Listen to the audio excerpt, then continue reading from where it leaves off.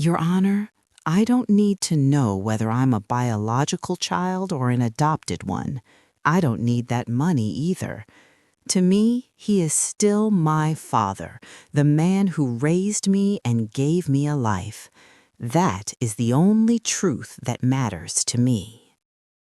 Helen Whitmore's funeral ended on a bleak afternoon in the American suburbs. A light drizzle fell steadily, not strong enough to wash away the heavy atmosphere hanging over the two-story colonial-style house. It was the home that George and his wife had shared for decades, a place once filled with laughter, but now left with a numbing emptiness. George Whitmore, a 66-year-old retired serviceman with graying hair and a body that still carried the solid build of his military years, sat motionless in an old armchair. He stared fixedly at his wife's portrait, his eyes sunken from sleepless nights. Helen's death was an overwhelming shock, draining away the last bit of strength from a man who had once faced life and death on the battlefield. The assets that the couple had spent their entire lives accumulating were no secret to those close to them. Everyone knew they owned a house worth around $500,000 and a retirement savings account of $300,000 at a local bank. To George, it was security for his old age, but to others it was a juicy piece of bait. Before the morning atmosphere had even settled, Arthur Whitmore, the eldest son, 27 years old, began to shatter the silence. Dressed in an expensive but disheveled black suit, Arthur paced back and forth across the living room, his eyes unable to hide his impatience and greed. He did not ask about his father's health even once, instead repeatedly hinting at the will. "Dad, I know this isn't the right time, but Mom passed away so suddenly," Arthur said while glancing around the house as if mentally appraising every piece of furniture. "We need to talk clearly about the property and the will. I'm the eldest son. I need to know my rights." In complete contrast to his brother's cold cruelty, Emily Whitmore stood quietly by her father's side. The 22-year-old young woman, her eyes swollen from crying over her mother's death, tried her best to stay calm so she could care for George. She gently placed a cup of warm water into his hand, then turned to Arthur with a reproachful look. "Arthur, Mom was just laid to rest. Can't you let Dad have some peace?" Arthur snorted coldly, ignored Emily as if she did not exist, and walked out onto the porch to smoke, his face dark with irritation. George sighed, his heart tightening in pain. He closed his eyes, trying to push away the harsh reality. In the old study upstairs, where the last drawer of the oak desk was always kept locked, there lay a yellowed, ivory-colored envelope, untouched. On the envelope, Helen's gentle handwriting was still clearly visible. "To George, open only when your son betrays you." It was Helen's final secret, a time bomb that even George had never dared to touch, and of course no one else in this house knew its existence. In the days following the funeral, the silence in the large house pulled George deeper into his memories. Every corner, every object reminded him of the nearly 4-decade-long marriage he had shared with Helen. It had been a long journey filled with love and mutual respect, but also shadowed by quiet sorrows that outsiders could never fully understand. George and Helen had come together when they were both very young, carrying dreams of a home filled with laughter. They endured early financial hardships side by side, saving every dollar so they could buy this house. In the eyes of friends and neighbors, they were the perfect couple, an ideal model of a fulfilled and happy marriage. Yet, behind closed doors, the darkness of helplessness had hovered over them throughout the first 10 years of their marriage. It was a decade of shattered hopes. For more than 10 long years, Helen yearned desperately to become a mother.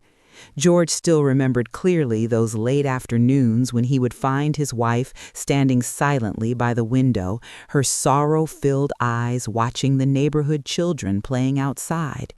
She looked at them with longing mixed with profound humiliation and grief. Doctor's visits, expensive treatments, nightly prayers, everything ended in bitter disappointment. The doctors concluded that Helen's chances of conceiving naturally were nearly non-existent. The devastating news struck like a bolt of lightning, tearing apart the heart of a woman who had always been strong. Helen never complained out loud, but George could clearly feel the silent pain gnawing at her soul day by day. She often blamed herself, calling herself a barren tree, believing she was at fault for failing to carry on the Whitmore bloodline.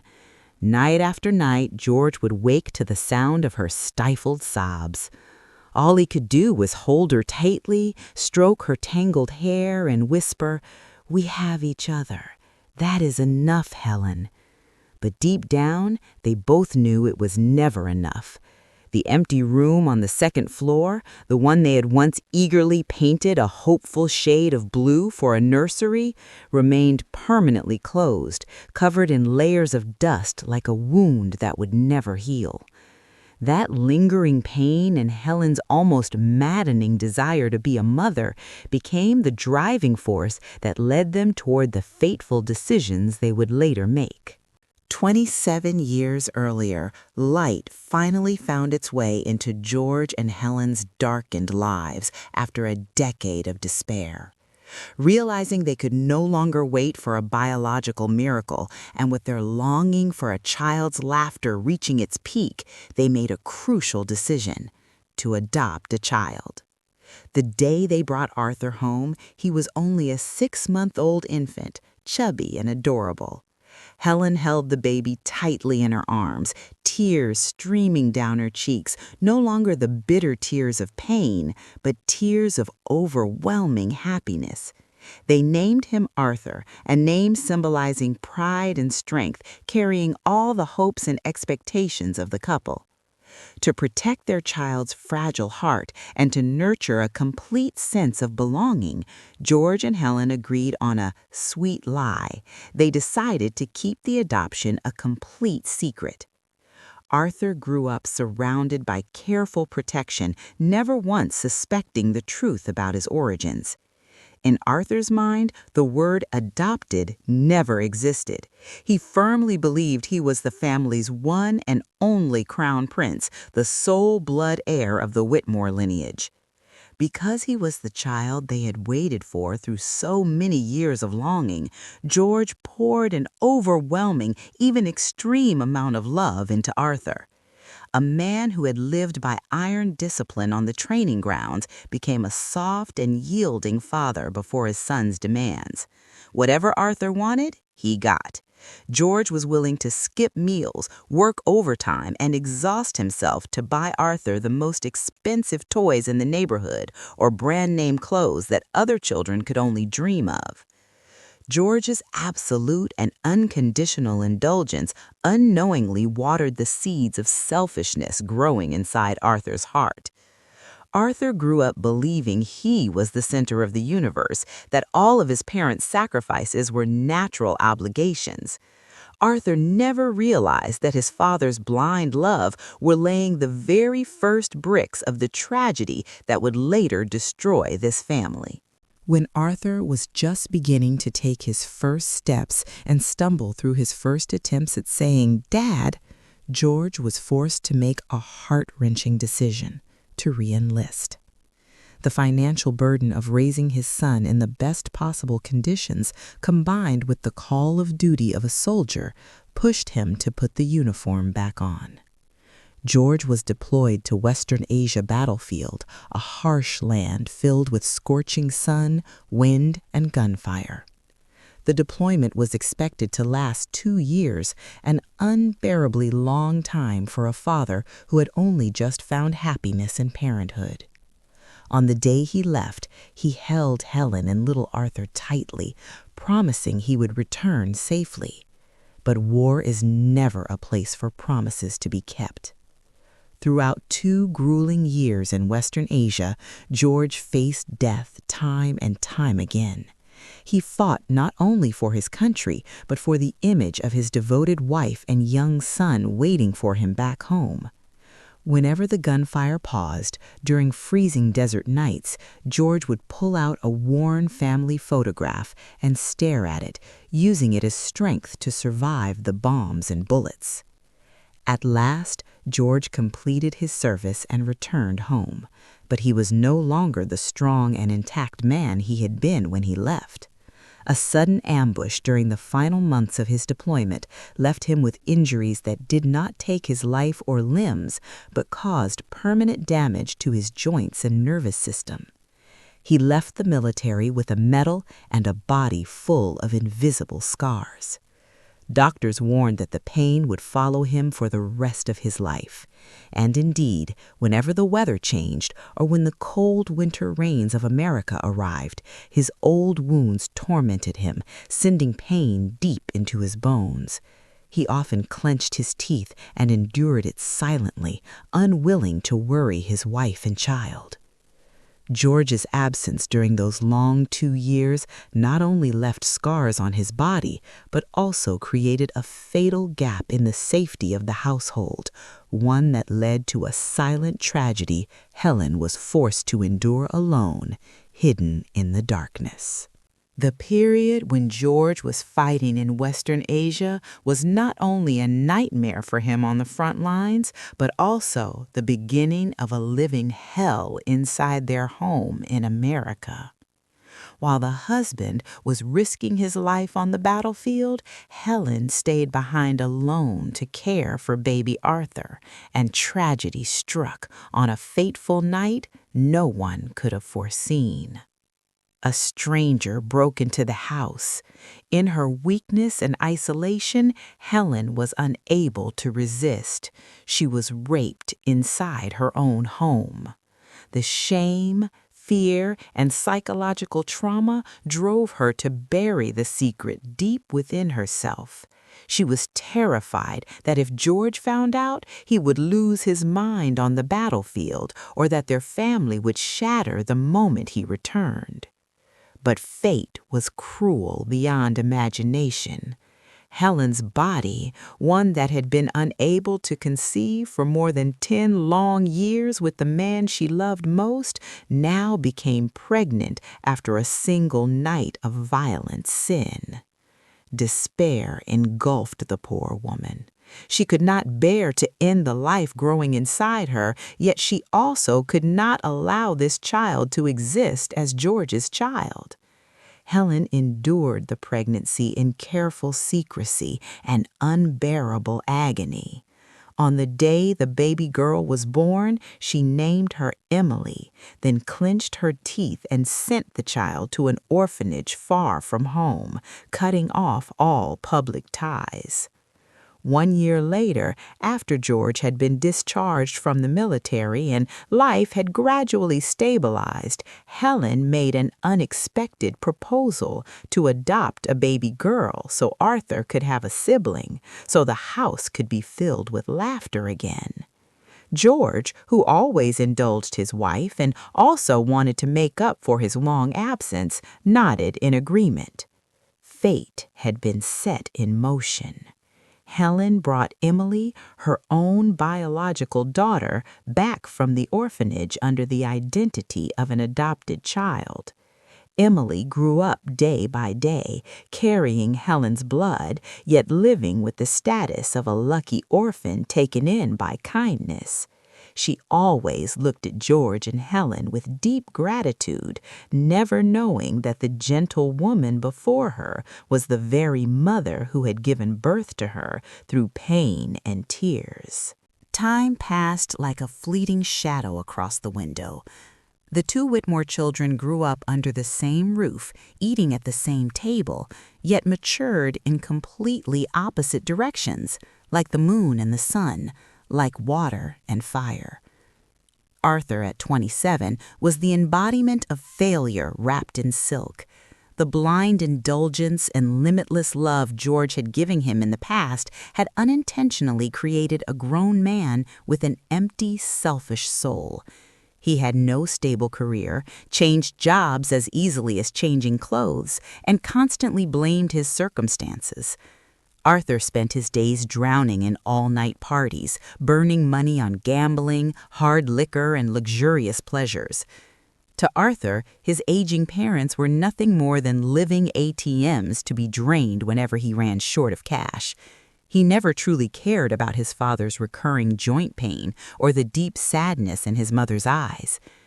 In contrast, Emily, at 22, blossomed like a resilient cactus flower in the desert. The petite young woman carried extraordinary strength within her. Deeply aware of her status as an adopted child, Emily lived with endless gratitude and humility. She excelled in her studies while working part-time to help support the family financially. Emily was the only one who remembered her father's medication schedule, the only one patient enough to sit and brush her mother's hair and talk with her every morning. She was devoted, strong, and always stepped forward to defend her parents against society's gossip. The conflict in the household grew even more severe because of the twisted belief Arthur clung to in order to trample his sister.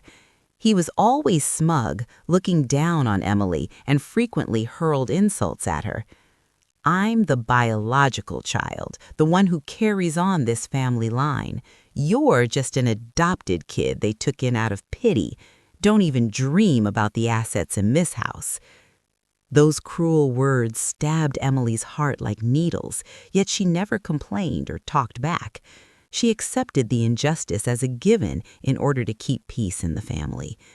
Meanwhile, Helen watched her biological daughter being humiliated by the adopted son, her heart aching as if cut by a blade. She wanted to scream the cruel truth that Emily was her flesh and blood and Arthur was the outsider. But fear of the past and the fragile calm of the present choked those words at her throat. Helen's death was like removing the final safety valve that kept the Whitmore family's fragile peace from exploding. While her grave grass had yet to grow green, while George was still drowning in grief over losing his lifelong partner, Arthur completely tore off the mask of fake filial piety he occasionally wore in front of his mother. Just days after the funeral, during a bleak dinner, Arthur slammed his chopsticks onto the cable, the dry crack ripping through the silence. He looked at his father without a trace of mercy and declared bluntly, "Dad, I think it's time we got realistic. This house is worth around $500,000, way too big and wasteful for an old man living alone. You should sell it and split my inheritance." George froze, his trembling hands letting the soup spoon slip and fall. He could not believe his ears. This house held his entire life with Helen, the warmth she had left behind. "Arthur, this is your parents' home. Your mother just passed away," George whispered weakly. But Arthur did not care. He pressed on with an even colder, more ruthless tone. "Mom's gone. A house is just bricks now. I need capital to do business. If you don't want to sell, then withdraw the $300,000 savings and give it to me. Oh, and I've already looked into it. There are some cheap nursing homes out in the suburbs. You can live there so someone takes care of you. That way you won't be a burden to us." The words nursing home struck the old veteran's heart like a knife. He had sacrificed his youth for the country, sacrificed his old age indulging this son, and now the price he paid was being discarded like an expired object. Unable to endure it any longer, Emily jumped to her feet, tears welling in her eyes as she stood between Arthur and her father. "Arthur, how can you be so cruel? Dad raised you. How can you force him out of his own home?" Arthur glared, stood up, and shoved Emily hard back into her chair. He pointed straight at her face, spewing venom. "Shut up. You're just an adopted kid they picked up. You have no right to speak in my family's property matters. I'm the biological son. I decide everything. If you're smart, you'd focus on serving Dad properly before I kick both of you out onto the street." The air in the house became suffocating, stretched to its breaking point. George clutched his chest, staring at the biological son he had once loved more than his own life, now fully revealed as a greedy demon. Arthur's threats did not stop at the front door or heated arguments. He turned his cruelty and bottomless greed into reality with a fatal blow: the law. One bleak morning, the mail carrier knocked and handed George a thick envelope from the court. George held the papers, his vision blurring, hands shaking as he read each cold line. Arthur, the son he had once cherished like a treasure, had officially sued his own father. Arthur used the excuse that Helen had passed away suddenly without leaving a public will. He demanded the court immediately divide the inheritance according to the law. As the only biological son, he claimed the maximum share of his mother's assets, including ownership rights to part of the $500,000 house where George was living. Even more viciously, to block all possible escape routes, Arthur requested the court apply an emergency temporary measure, freezing all assets. He claimed he feared the senile old man might secretly sell the house or transfer savings to the adopted daughter, Emily. This act trapped George in an invisible prison inside his own home. He no longer had the right to decide the fate of the place where he had lived half his life, reduced to a mere lodger in the house he had built with his sweat and blood. George collapsed completely. This shock was heavier than any battlefield injury he had ever endured. He broke down, bedridden, unable to eat or drink. His faith in blood ties, in a lifetime of sacrifice, had been crushed under the heels of the very son he loved. In that darkness of despair, only Emily remained steadfast. The young woman swallowed her bitterness and fear, staying by her father's bedside day and night. Looking at her frail father, Emily gripped his calloused hand, tears soaking the pillow as her voice remained firm. "Dad, don't worry. No matter how the court rules, no matter if Arthur takes all the house and money, I will never leave you.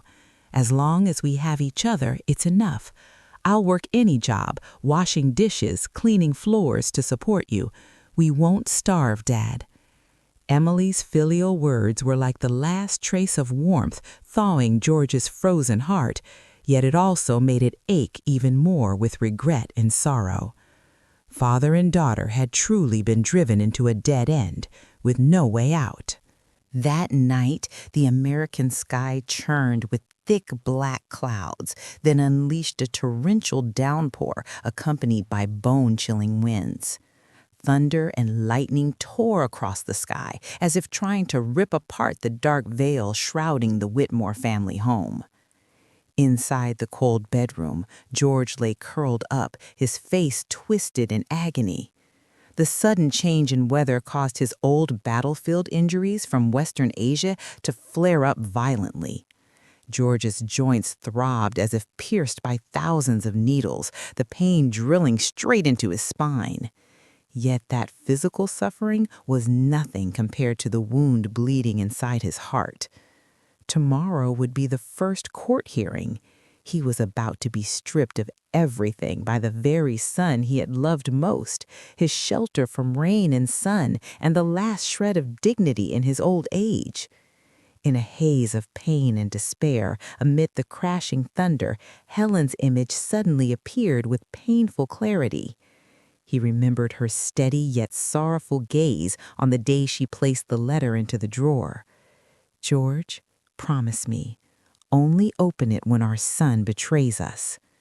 For all these years, George had treated it as a joke or an excessive worry born of a woman's anxiety. He had never imagined a day would come when he would have to touch it. But now, with Arthur forcing him into a corner, Helen's condition had been fulfilled in the most brutal way. George clenched his teeth and struggled out of bed. He dragged his heavy legs forward, each step difficult, moving toward the study.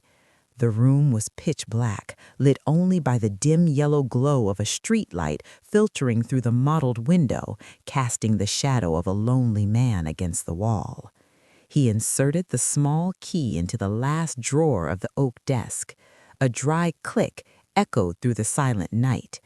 The ivory-colored envelope still lay there, covered in a thin layer of time-worn dust, yet its weight felt like 1,000 pounds. George's trembling hands lifted the letter. Outside, the rain continued to roar.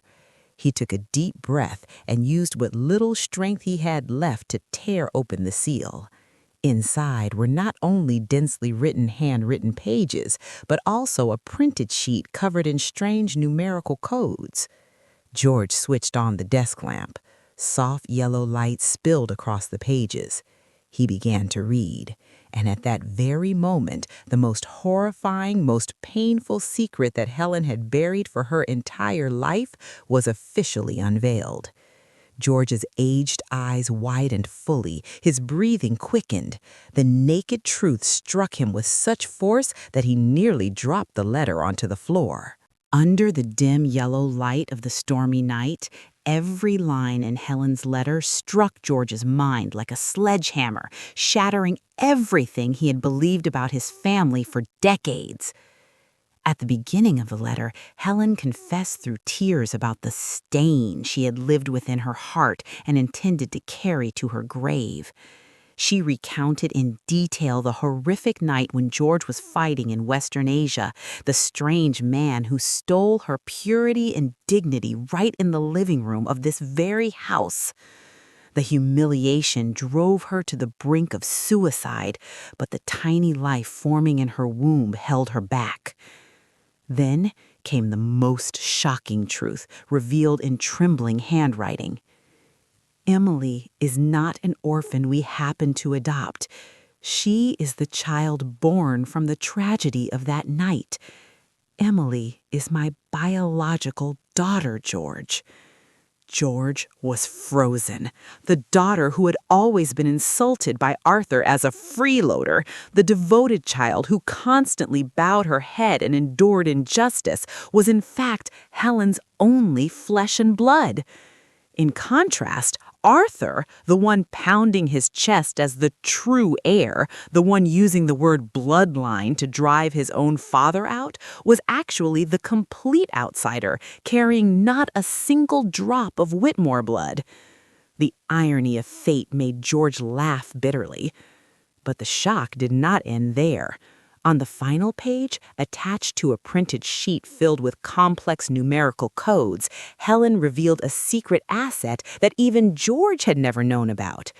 In 2009, during a moment of weakness and fear for Emily's uncertain future, Helen had secretly used $2,000 of her own savings, money she had accumulated from selling handmade crafts, to purchase 1,000 units of a then strange digital currency called Bitcoin, when its price was only $2 per coin. She had kept the private wallet codes for all these years, telling no one, treating them as the final protective talisman. Helen's final instructions were firm and cold, completely unlike her usual gentleness. If Arthur remains a filial son, burn this letter and pretend this asset never existed. But if he betrays you, if greed blinds him, take this letter and these codes to court. Let him know who the true owner is and who will walk away with nothing. George folded the letter, his eyes burning with a determination he had never felt before. He gripped the evidence tightly in his hand. Tomorrow, in the courtroom, the game would be turned upside down. The next morning, the storm had passed, leaving behind a clear but bitterly cold sky. George woke up without the hopeless, defeated look of the previous days.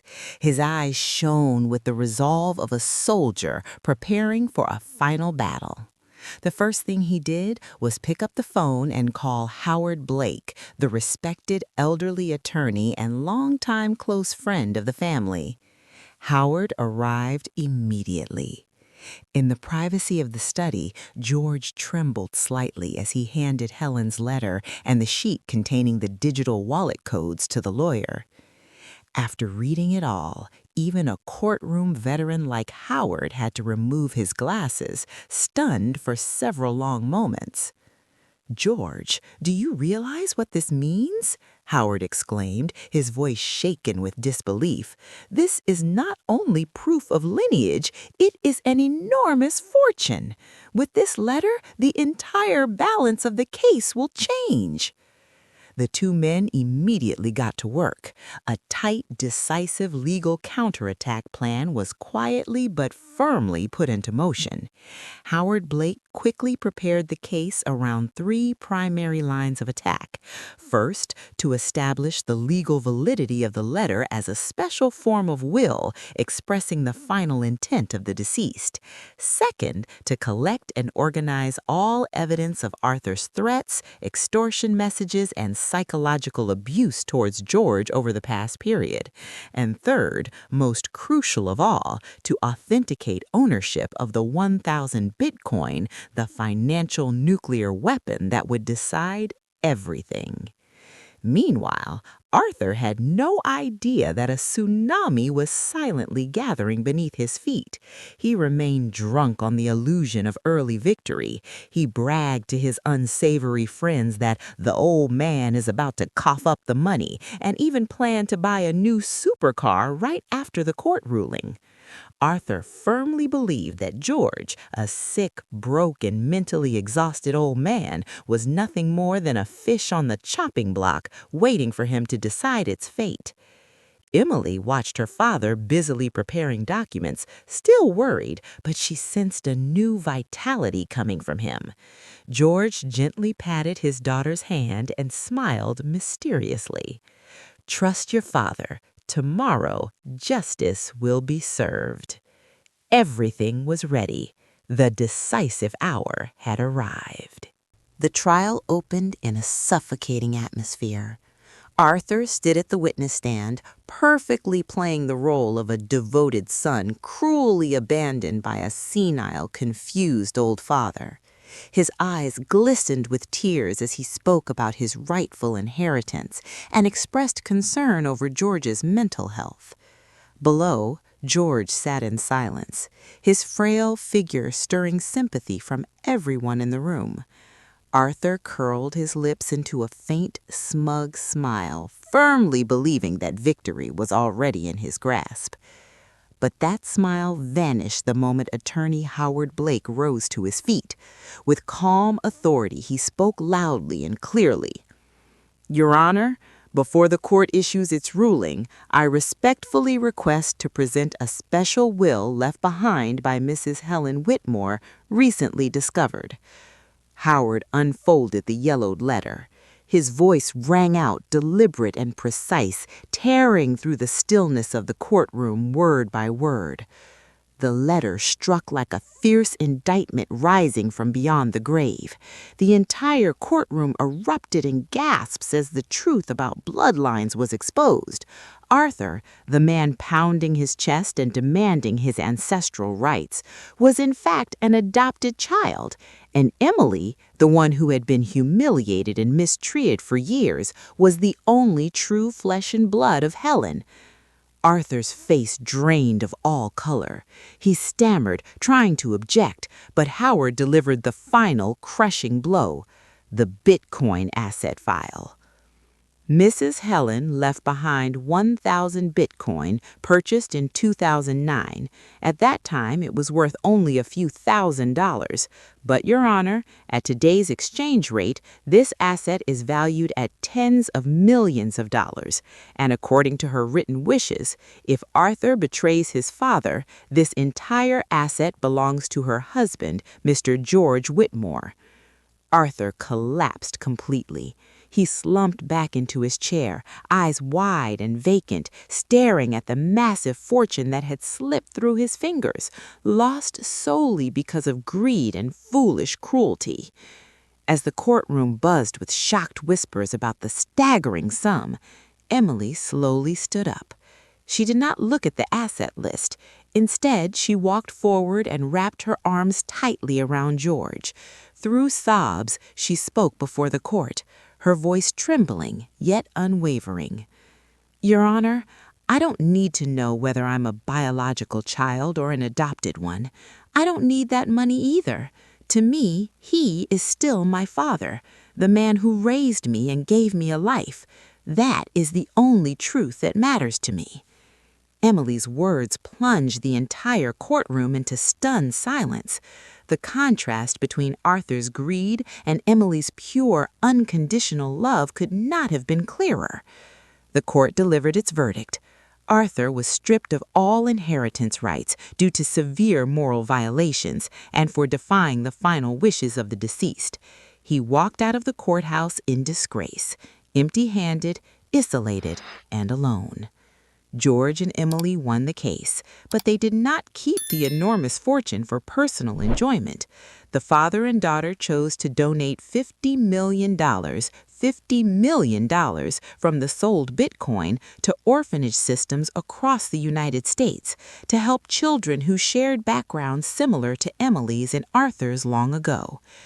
George and Emily left the noisy city behind, moving to a quiet coastal countryside, where they began a new life, peaceful, dignified, and free.